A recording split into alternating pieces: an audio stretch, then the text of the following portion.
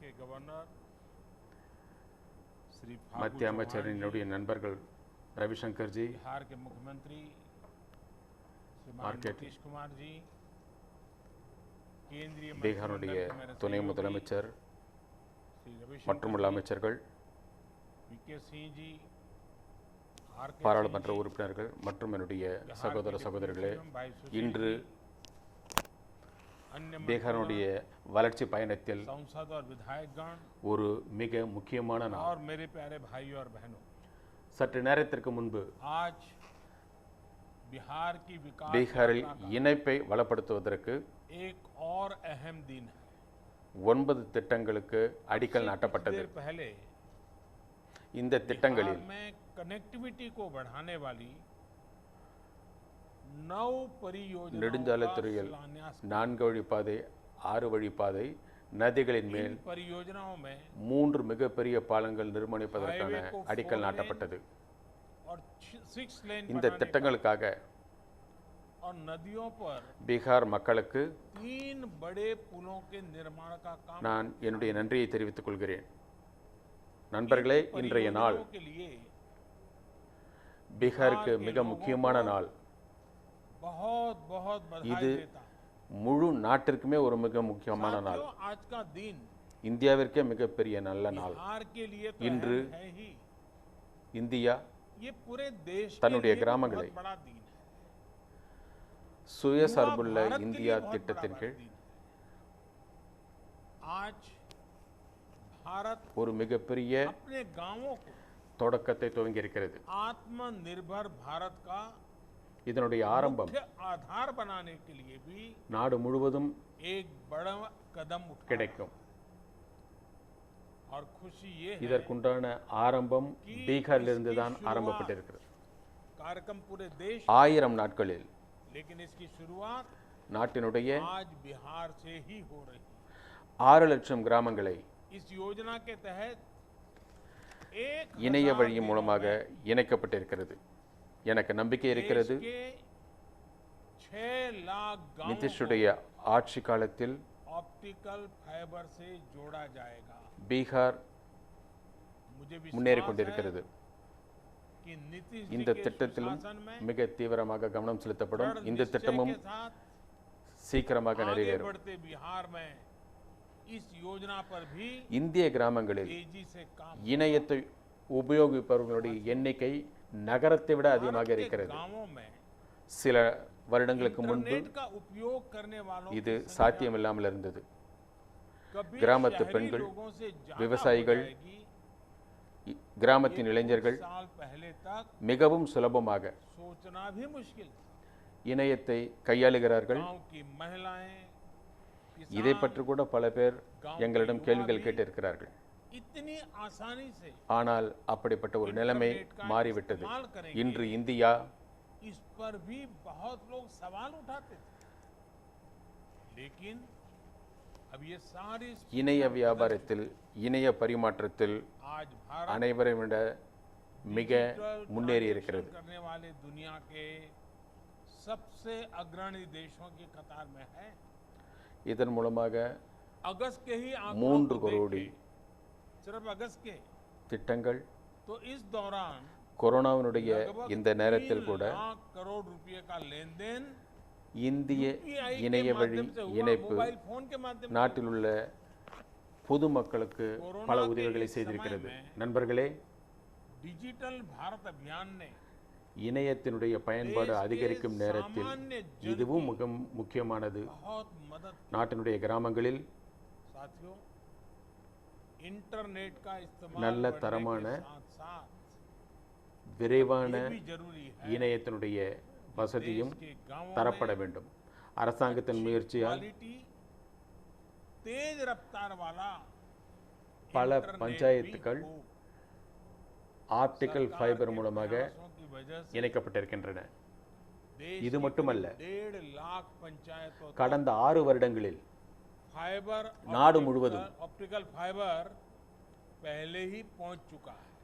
30 லட்சத்திற்கும் அதிகமான यही नहीं, பொது இயக்கங்கள் बीते 6 साल இந்த இணையத்தின் மூலமாக இணைக்கப்பட்டு விட்டன. देश भर में 3 लाख से अधिक எங்களுடைய कॉमन सर्विस முக்கிய सेंटर भी குறிக்கோள் ऑनलाइन जोड़े गए। இவை அனைத்தும் கிராமத்தினுடைய கடைக்கோடி மக்களுக்கும் கிடைக்க வேண்டும், அதனால் நாடு வளம் பெற வேண்டும் என்பதுதான். देश के हर गांव तक கிராமத்தில் पहुंचाने के लक्ष्य के साथ படிப்பு மிகவும் சுலபமாக கிடைக்கும். கிராமத்து மக்கள், गांव கிராமத்து में குழந்தைகள், तेज इंटरनेट पहुंचेगा, கிராமத்தினுடைய இளைஞர்கள் गांव में पढ़ाई आसान होगी, ஒரு பட்டன் அழுத்துவதன் மூலமாக உலகத்தில் உள்ள அனைத்து தொழில்நுட்ப அறிவையும் பெற முடியும். एक क्लिक पर இது மட்டுமல்ல, दुनिया की किताबों तक, तकनीक तक आसानी से पहुंच। மிக தொலைதூரங்களில் உள்ள கிராமங்களில் கூட இந்த இணையத்தின் மூலமாக மருத்துவ வசதி அவர்களுக்கு அளிக்கப்பட்டிருக்கிறது. உங்களுக்கு தெரியும், सुदूर के गांवों में भी सस्ता और प्रभावी முதலில் इलाज இதற்கு முன்பு को घर बैठे। ரயிலில் செல்வதற்கு நாம் आपको मालूम है, पहले अगर रेलवे में कहीं आरक्षण करना होता था, ரிசர்வேஷன் செய்ய வேண்டும் என்றால் நாம் ரயில்வே நிலையங்களை நோக்கி போக வேண்டியிருந்தது. இப்பொழுது कार में खड़ा रहना होता था, நீங்கள் और रेलवे का ரயில் பயணத்துக்குண்டான ரிசர்வேஷனை வீட்டில் இருந்தபடியே செய்து கொள்ளலாம். आज कॉमन सर्विस सेंटर में நம்முடைய जाकर के விவசாயிகளுக்கு अपने கூட गांव में आप இதனால் மிகப்பெரிய நன்மை கிடைக்கும். कहीं और जाना है तो விவசாயிகளுக்கு आसानी से करा सकते हैं। क्यों? इंटरनेट की सुविधा।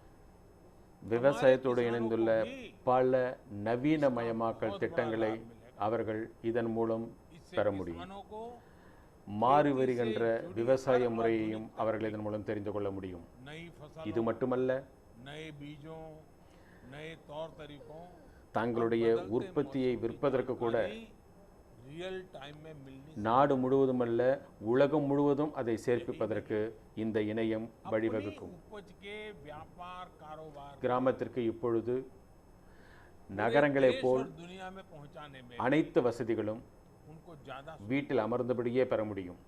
एक प्रकार से गांव को अब இதற்குண்டான शहरों की தேவையான உள்கட்டமைப்பு வசதிகள் செய்யப்பட்டுக் கொண்டிருக்கின்றன. घर நமக்கு बैठे मिले, வரலாறு சாட்சியாக இருக்கிறது. जरूरी इंफ्रास्ट्रक्चर तैयार किया जा रहा है। உலகம் முழுவதிலும் साथियों, மிக விரைவாக इतिहास எந்த साक्षी நாடு है முன்னேறி இருக்கிறது என்று பார்த்தால் कि दुनिया भर में அது இந்தியா उसी தான். देश ने सबसे இங்கு तेज பல तरक्की வெளிநாட்டர்கள் की है, தங்களுடைய முதலீடுகளை जिसने செய்திருக்கிறார்கள். अपने इंफ्रास्ट्रक्चर पर गंभीरता से निवेश किया है। உள்கட்டமைப்பு வசதிகளை முக்கியத்துவம் கொடுக்கக்கூடிய திட்டங்களுக்கு மிகவும் முன்னுரிமை ऐसा அளிக்கப்பட்டிருக்கிறது. रहा कि इंफ्रास्ट्रक्चर இதனுடைய பலனை பீகார் மக்கள் நன்றாக அனுபவித்துக் கொண்டிருக்கிறார்கள். उतना ध्यान नहीं। இது அட்டல் बिहार तो इसका बहुत बड़ा அட்டல்ஜியினுடைய அரசாங்கம். भोगी रहा है। साथियों, ये अटल जी की सरकार थी இணைய வசதி நாட்டினுடைய வளர்ச்சிக்கு மிக முக்கியமான ஆதாரமாக நாம் கொண்டு வந்தோம்.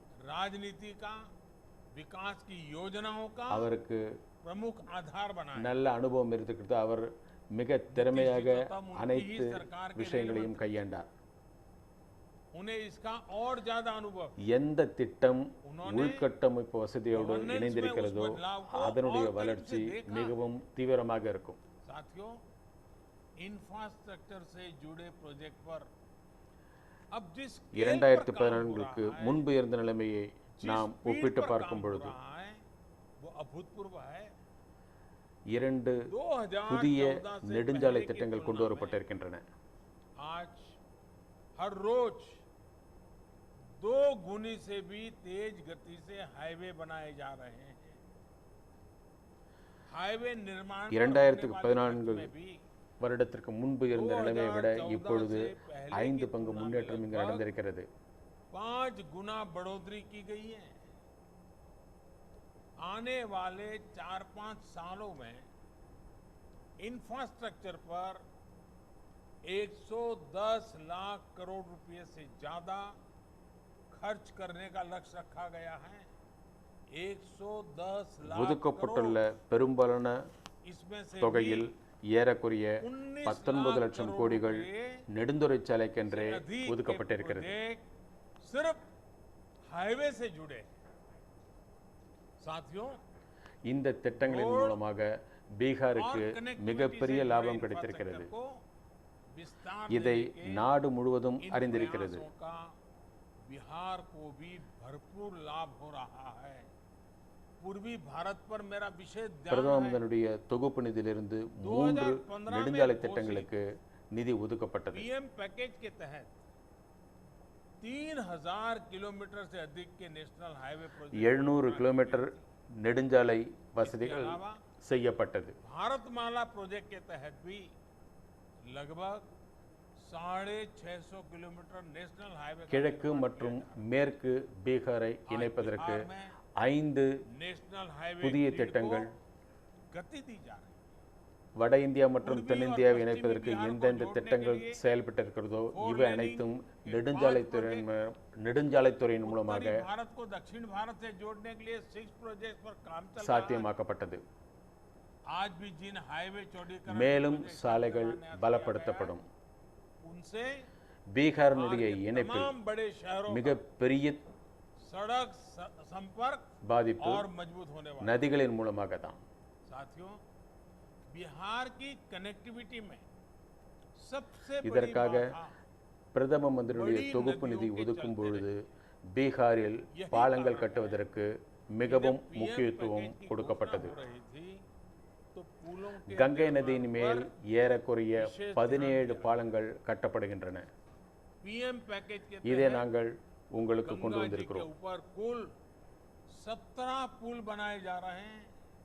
और अभी सुशील जी ने बड़े विस्तार से இதேபோல் उसका கண்டகர் बड़ा கோசி நதியின் आंकड़ा மேலும் आपके सामने रखा. और பாலம் जिसमें से அமைப்பதற்கு अधिकतर முயற்சி पूरे நடந்து हो கொண்டிருக்கிறது. चुके. इसी तरह 4 வழி உள்ள 3 புதிய பாதைகள் உங்களுக்கு அமைக்கப்படும். 2 பாலங்கள் கோசி நதியின் மேல் கட்டப்பட இருக்கிறது. இவை கட்டப்பட்டு விட்டால் 2 पुल गंगा जी पर और 1 पुल 4 வழி பாதைகள் மேலும் பலப்படும். इनके बनने पर பீகாரினுடைய गंगा जी और முக்கியமான कोसी नदी पर 4 लेन के पुलों की क्षमता और बढ़ जाएगी. साथियों, बिहार की लाइफलाइन के रूप में हम सब जानते हैं मशहूर महात्मा गांधी सेतु. उसके हाल भी हमने देखे हैं, दुर्दशा भी देखी है, मुसीबत भी देखी ஆனால் है. அதிகரிக்கும் ஜனத்தொகையும் எதிர்கால தேவைகளையும் वो सेवाएं दे. கருத்தில் கொண்டு लेकिन 4 வழி பாதை உள்ள புதிய பாலம் அமைக்கப்படுவதற்கு முயற்சி நடந்து கொண்டிருக்கிறது. महात्मा गांधी सेतु के समांतर 4 இதேபோல் लेन का नया पुल बनाए. கங்கை நதியின் மேலே नए पुल के साथ விக்ரம்ஷிலா பாலம் போல் மிகப்பெரிய ஒரு பாலம், கோசி நதி மேல் கட்டப்பட்ட பாலம் போல் மிகப்பெரிய பாலம் கட்டுவதற்கான திட்டம் தீட்டப்பட்டிருக்கிறது. समांतर बनने वाले नए पुल और कोसी नदी पर बनने वाले पुल से இணைப்பு சிறு சிறு துண்டாகல நீண்ட இணைப்பிற்கான திட்டம் தீட்டப்பட்டிருக்கிறது. சிறு சிறு பகுதிகளை இணைப்பதை பற்றி யோசிக்கவில்லை. जिसे टुकड़ों में அனைத்து நகரங்களையும் ஒன்றாக இணைப்பதற்கான வாய்ப்பு இதன் மூலம் பீகார் மக்களுக்கு கிடைக்கும். यहाँ बन गया, एक सड़क वहां बन गई, एक रेल रूट उधर बना दिया, एक रेलवे स्टेशन इधर बना दिया. முதலில் சாலைகள், நெடுஞ்சாலைகள், ரயில்வே வசதிகள் மிகவும் குறைவாக இருந்தது. सड़कों का, हाईवे का, रेल नेटवर्क से 21ஆம் நூற்றாண்டு இந்தியா, रेल 21ஆம் நூற்றாண்டு பீகார் और पोर्ट का एयरपोर्ट से இந்த பழைய குறைபாடுகளிலிருந்து விலகி முன்னேறி சென்று கொண்டிருக்கிறது. 21वीं सदी का बिहार अब பலவிதமான இணைப்புகளை सारी ஒன்றாக இணைத்து செய்யக்கூடிய ஒரு திட்டம் தீட்டப்பட்டிருக்கிறது. आज देश அது ஆகாய வழி மார்க்கத்தையும் ரயில் வழி மார்க்கத்தையும் நெடுஞ்சாலைத்துறை மார்க்கத்தையும் ஒன்றாக இணைப்பதற்கு बन रहे हैं. முயற்சி நடந்திருக்கிறது. रेल रूट को, एयर அனை- रूट को அனைத்து போக்குவரத்துகளும் ஒன்றோடு ஒன்று தொடர்புடையதாக மாற்றப்பட்டிருக்கிறது. कि वो पोर्ट से इंटरकनेक्टेड हो. यानी सोच यही है कि यातायात का एक साधन दूसरे नண்பர்களே, साधन को सपोर्ट करे. इससे உள்கட்டமைப்பினால் को लेकर भारत மிகப்பெரிய பலன் वो भी बहुत हद तक ஏழை மக்களுக்கு கிடைக்க வேண்டும். साथियों ஏழைகளுக்கு इंफ्रास्ट्रक्चर के विकास के सबसे ज्यादा இதன் மூலம் நம்முடைய समाज के सबसे வறுமையில் வாடும் कमजोर वर्ग को விவசாயிகளுக்கு முக்கியத்துவம் அளிக்கப்படும். அவர்களுடைய வாழ்வு வளம் பெறும். हमारे किसानों நதிகளின் மேல் பாலங்கள் கட்டப்படுவதால், अधिक लाभ பல நெடுஞ்சாலை திட்டங்கள் தீட்டப்படுவதால் अच्छी सड़कें மக்களுக்கு मिलने से தொலைதூர பயணம் और पुल சாத்தியமாகும். बनने से खेत और शहरों के मार्केट की दूरी कम हो जाती है. साथियों कल देश की संसद பலவிதமான பொருளாதார சீர்திருத்த திட்டங்கள் देश के किसानों தீட்டப்பட்டன. को नए अधिकार देने वाले நாட்டிலுடைய விவசாயிகளுக்கு बहुत ही ऐतिहासिक कानूनों அவர்களுடைய को पारित வளர்ச்சிக்கு किया है. முக்கியமாக பீகாரில் உள்ள விவசாயிகளுக்கு, देश के किसानों பாரதம் முழுவதும் உள்ள விவசாயிகளுக்கும் मैं आज இதனால் மிகவும் बिहार के பயன் लोगों கிடைக்கும். से बात कर रहा हूं उस समय पूरे இதன் हिंदुस्तान மூலமாக के किसानों நான் को भी அனைவருக்கும் என்னுடைய और வாழ்த்தை भारत के தெரிவித்துக் उज्जवल கொள்கிறேன். भविष्य के लिए जो இந்த आशावान लोग हैं சீர்திருத்தம் उन सब के 21ஆம் நூற்றாண்டிற்கு बहुत மிகவும் बधाई. தேவையான சீர்திருத்தம். ये सुधार 21वीं सदी के भारत की जरूरत है. விளைச்சல் மற்றும் விற்பனையை பற்றி என்ன பிரச்சனை இருந்ததோ அது சட்ட திருத்தங்கள் மூலமாக நிறைவேற்றப்பட்டு और இருக்கிறது. बिक्री की जो व्यवस्था चली आ रही थी, जो कानून थे, उसने இந்த किसानों திட்டங்களின் के மூலமாக हाथ நாட்டிற்கு बांधे हुए थे. நல்ல इन कानूनों की வலிமை आड़ கிடைக்கும். में விவசாயிகளுடைய देश में வாழ்வாதாரம் ऐसे ताकतवर மேம்படும். गिरोह पैदा हो गए थे எனவே जो किसानों की मजबूरी का फायदा பழைய முறைகளை மாற்றக்கூடிய आखिर ஒரு ये மாற்றம் कब तक चलता தே- रहता है? தேவையாக இருந்தது. அந்த மாற்றத்தை இந்திய அரசாங்கம் इस व्यवस्था செய்தது. में बदलाव करना आवश्यक था. புதிய சீர்திருத்த சட்டத்தின்படி, புதிய தீர்மானங்களின்படி விவசாயிகளுக்கு இந்த சுதந்திரம் அளிக்கப்பட்டிருக்கிறது. नए कृषि सुधारों ने விவசாயிகள் எங்கு வேண்டுமென்றாலும் யாருக்கு வேண்டுமென்றாலும் தங்களுடைய விளைச்சலை தாங்கள் விருப்பப்பட்ட कि वो விலைப்படி किसी को भी விற்பதற்கான ஒரு வாய்ப்பு வழங்கப்பட்டிருக்கிறது. अपनी फसल தன்னுடைய பகுதியில் உள்ள சந்தையை தவிர अपनी பல பகுதியில் உள்ள सड़कों पर சந்தைகளிலும் बेच सकता है. தன்னுடைய பொருளை விற்பதற்கு ஒரு சந்தர்ப்பம் அமைந்திருக்கிறது. अपने क्षेत्र की मंडी के अलावा भी சந்தையில் कई அதிக லாபம் और கிடைக்கும் विकल्प என்றால் मिल गए. அங்கு சென்று விற்கலாம். अब उसे சந்தையை தவிர வெளியே अगर எங்கேயாவது मंडी में தன்னுடைய ज्यादा लाभ मिलेगा, விளைபொருளை விற்றால் லாபம் அதிகமாக वहाँ கிடைக்கும் मंडी என்றால் में जाकर अपनी फसल बेचेगा. அங்கும் விற்பதற்கான मंडी के வழிவகை अलावा कहीं இந்த और से ज्यादा மசோதாவின் पैसा மூலமாக मिलता है, செய்யப்பட்டிருக்கிறது. ज्यादा लाभ मिलता है तो वहां जाकर के இதனால் बेचेगा. என்ன மாற்றம் ஏற்படும்? उसकी सारे இதனால் என்ன बंधनों से லாபம் मुक्ति ஏற்படும்? दिलाने के कारण ये संभव होगा. अब सवाल ये कि இந்த आगे திட்டம் इससे फर्क क्या पड़ेगा? பல விதங்களில் விவசாயிகளுடைய வாழ்வாதாரத்தை, வாழ்க்கையை மேம்படுத்துவதற்கு உபயோகரமாக இருக்கும். किस तरह किसानों की आर्थिक स्थिति को बदलने में बहुत விவசாயிகளுக்கு கிடைத்த இந்த சுதந்திரம் इन सवालों का जवाब அவர்களுக்கு மிகவும் ग्राउंड பயனுள்ளதாக रिपोर्ट से ही இருக்கும். मिल रहा है. किसानों को मिली इस आजादी के कई लाभ दिखाई देने शुरू भी हो गए हैं, क्योंकि इसका अध्यादेश कुछ महीने पहले निकाला गया था. ऐसे प्रदेश जहां पर आलू बहुत होता है, वहां से रिपोर्ट्स है कि जून जुलाई के दौरान थोक खरीदारों ने किसानों को अधिक भाव देकर सीधे कोल्ड स्टोरेज से ही आलू खरीद लिया है. बाहर किसानों को आलू के ज्यादा दाम मिले तो इसकी वजह से जो किसान मंडियों में आलू लेकर पहुंचे थे, आखिर दबाव में आने के कारण, बाहर बड़ा ऊंचा मार्केट होने के कारण मंडी के लोगों को भी किसानों को ज्यादा दाम देना पड़ा. इसी तरह मध्य प्रदेश और राजस्थान से, वहां से जो रिपोर्ट मिली है कि वहां पर तेल मिलों ने किसानों को सीधे 20 से 30% ज्यादा देकर सरसों की खरीदी की है. मध्य प्रदेश, उत्तर प्रदेश, छत्तीसगढ़, पश्चिम बंगाल ऐसे राज्यों में दालें बहुत होती हैं। इन राज्यों में पिछले साल की तुलना में 15 से 25% तक का ज्यादा दाम सीधे किसानों को मिले हैं। दाल मिलों ने वहां भी सीधे किसानों से खरीद की है, सीधे उन्हें ही भुगतान किया है। अब देश अंदाजा लगा सकता है कि अचानक कुछ लोगों को जो दिक्कत होनी शुरू हुई है वो क्यों हो रही है। कई जगह ये भी सवाल उठाया जा रहा है कि अब कृषि मंडियों का क्या होगा। क्या कृषि मंडियां बंद हो जाएगी? क्या वहां पर खरीद बंद हो जाएगी?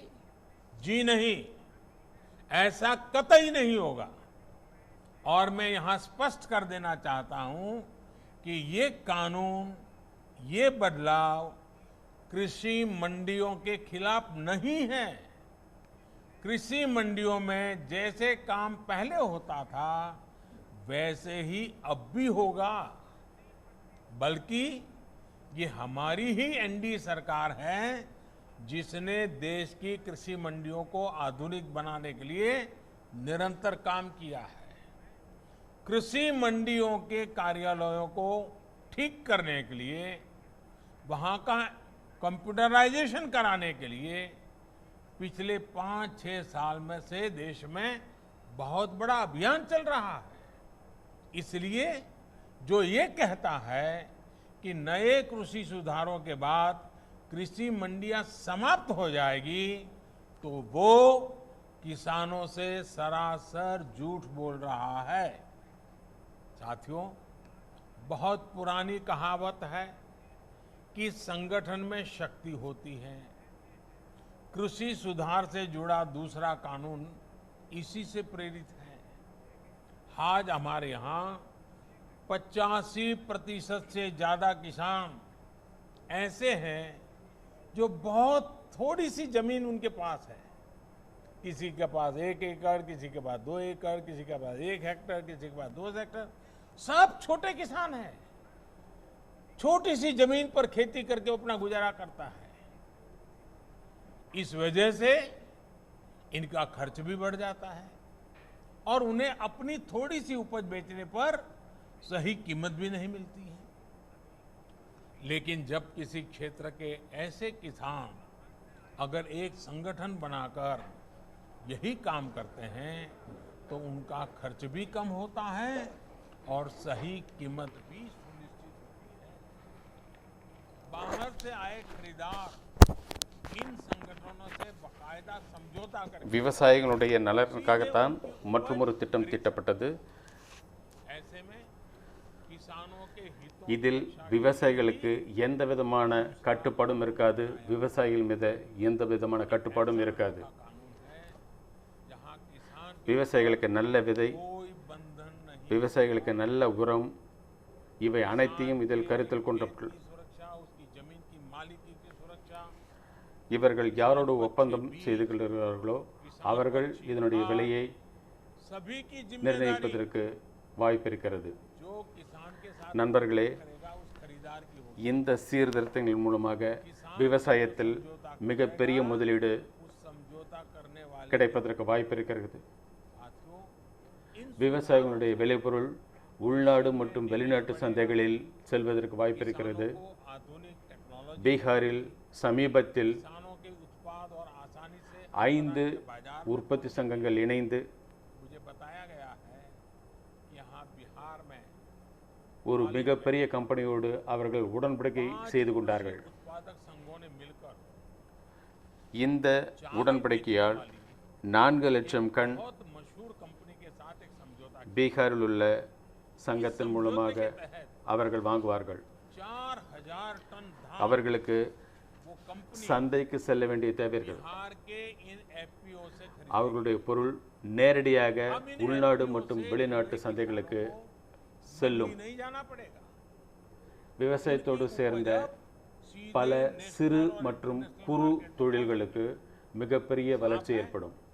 इन सुधारों के बाद கிராமப்புற खेती தொழில்களை से जुड़े बहुत सारे வளம் பெறும். छोटे बड़े उद्योगों के लिए बहुत बड़ा मार्ग खुलेगा.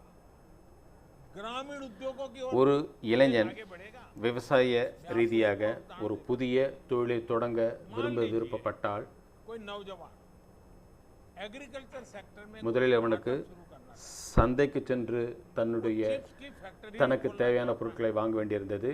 அதற்கு பிறகு அவன் தன்னுடைய வியாபாரத்தை ஆரம்பிக்க வேண்டியிருந்தது. पहले उसे ஆனால் இப்பொழுது இளைஞன் आलू खरीदने எந்த வியாபார கனவோடு வருகிறானோ वो अपना काम शुरू அவன் पाता था. நேரடியாக விவசாயம் சந்தித்து அவர்களோடு உடன்படிக்கை செய்துள்ளதற்கு सपने लेकर के आया है வாய்ப்பு இருக்கிறது. सीधे गांव அவனுக்கு किसान के पास எப்படிப்பட்ட உருளைக்கிழங்கு வேண்டும், आलू के लिए எந்த அளவில் உருளைக்கிழங்கு வேண்டும், किसान को बताएगा कि मुझे इस இதை क्वालिटी का आलू விவசாயியோடு इतना आलू பேசி உடன்படிக்கை செய்து கொள்ளலாம். किसान को अच्छी இந்த தீர்மானத்தின் மூலமாக இந்த பயன் ஏற்பட்டிருக்கிறது. तरह की तकनीकी सहायता भी எங்கே साथियों इस तरह के समझौतों का பால் உற்பத்தி அதிகமாக இருக்கிறதோ அங்கு आपने देखा होगा அக்கம் பக்கத்தில் உள்ள कि जहां பால் உற்பத்தியாளர்களுக்கு தங்களுடைய वहां பாலை விற்பனை செய்வதில் மிகப்பெரிய பிரச்சனையை சந்திக்க வேண்டியிருக்கிறது. में आसानी तो होती है.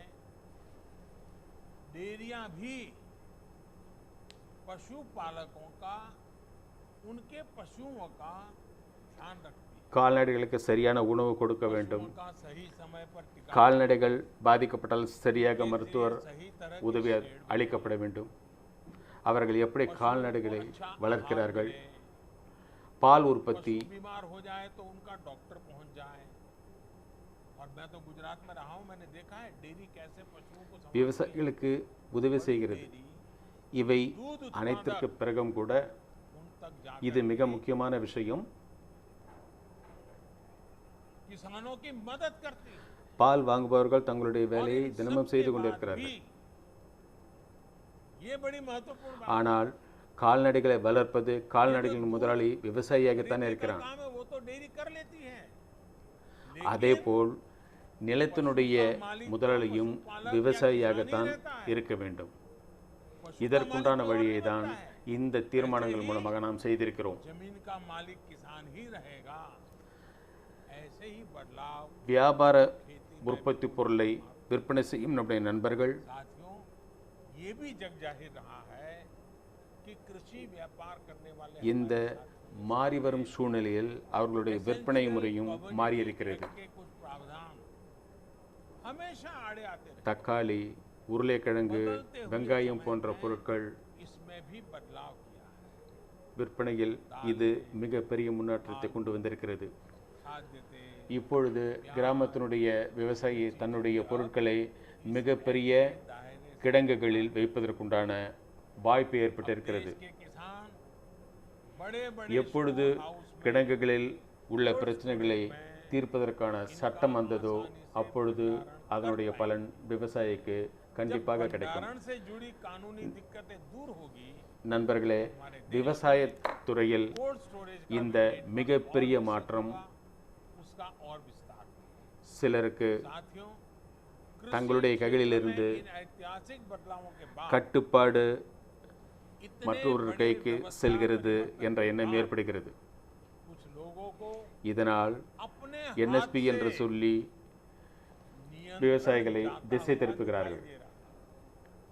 इसलिए अब ये लोग அடிப்படை ஆதார விலையை பற்றி சுவாமிநாதன் குழு ये वही என்ன கூறியிருந்தாரோ அதைத்தான் நாமும் நிறைவேற்றியிருக்கிறோம்.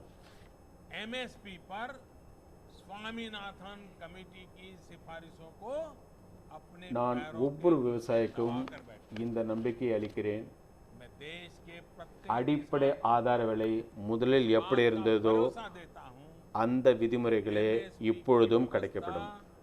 जैसे पहले चलती आ रही थी वैसे அரசாங்க கொள்முதல் முதலில் எப்படி இருந்ததோ அதே போல்தான் இப்பொழுதும் இருக்கும். हर सीजन में நண்பர்களே, விவசாயிகளுக்கு इस तरह குறைந்தபட்ச ஆதார விலையை தருவது, அரசாங்கம் அதை கொள்முதல் செய்வது साथियों किसानों को இப்பொழுது என்ன முறை கொண்டு வந்திருக்கிறோமோ அப்படிப்பட்ட ஒரு முறை இதற்கு முன்பு இருந்ததில்லை.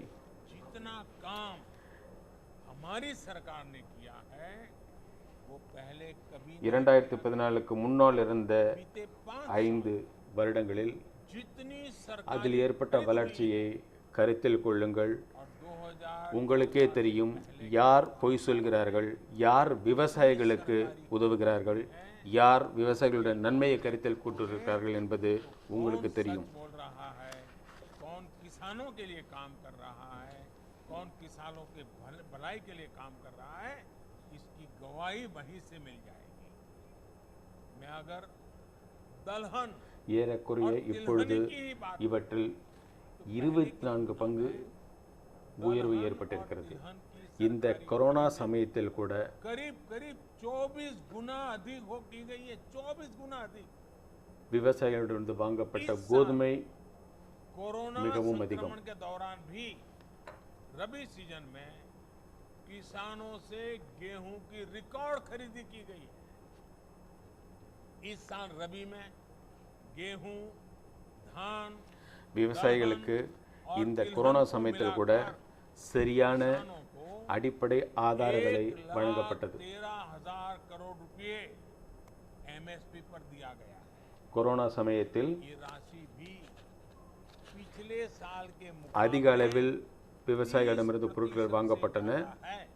இது ஒரு மிகப்பெரிய சாதனையாக கருதப்படுகிறது. न सिर्फ रिकॉर्ड सरकारी இந்தியாவினுடைய கடமை இது. बल्कि किसानों को रिकॉर्ड भुगतान भी किया गया है. साथियों, தற்பொழுதுள்ள சூழ்நிலையை கருத்தில் கொண்டு भारत का புதிய திட்டங்களை வகுக்க வேண்டும். वो நாட்டினுடைய விவசாயிகளுக்கு, நாட்டினுடைய आधुनिक வளர்ச்சிக்கு सोच के साथ नई எங்களுடைய व्यवस्थाओं का முயற்சி निर्माण எப்பொழுதும் தொடர்ந்து கொண்டே இருக்கும். देश के किसानों को, இதில் நிச்சயமாக खेती को आत्मनिर्भर बनाने के लिए हमारे प्रयास निरंतर जारी रहेंगे. இணைப்பிற்கான और इसमें निश्चित तौर முழு मुயற்சி எடுக்கப்படும். कनेक्टिविटी இணைப்பிற்குண்டான என்னென்ன திட்டங்கள் இங்கே தீட்டப்பட்டனோ அதற்கு நான் பீகாருக்கு நன்றி சொல்கிறேன். के तमाम प्रोजेक्ट्स के लिए நாம் बिहार எப்பொழுதும் को बहुत बहुत बधाई देता हूं. கொரோனாவோடு போரிட்டு கொண்டே இருக்க வேண்டும். நாம் அதை தோற்கடிக்க வேண்டும். वही आग्रह करूंगा, நாம் நம்முடைய குடும்பத்தினரை கொரோனாவிலிருந்து காப்பாற்ற வேண்டும். இதற்கு कोरोना को पराजित என்னென்ன விதிமுறைகள் हमने हमें வகுக்கப்பட்டனவோ அதை நாம் அனைவரும் கடைபிடிக்க வேண்டும். है और इसके लिए யாராவது ஒருவர் கடைபிடிக்கவில்லை என்றாலும் நிலைமை விபரீதமாகிவிடும். किए गए हैं இதை உங்களிடம் கூறிக்கொண்டு पालन कर. மறுபடியும் நான் பேகரில் உள்ள சகோதர சகோதரிகளே என்னுடைய நன்றியை தெரிவித்துக் கொள்கிறேன். வணக்கம். हम सब ने पालन करना है. मैं फिर एक बार मेरे बिहार के प्यारे भाइयों बहनों को बहुत बहुत धन्यवाद देता हूं. नमस्कार.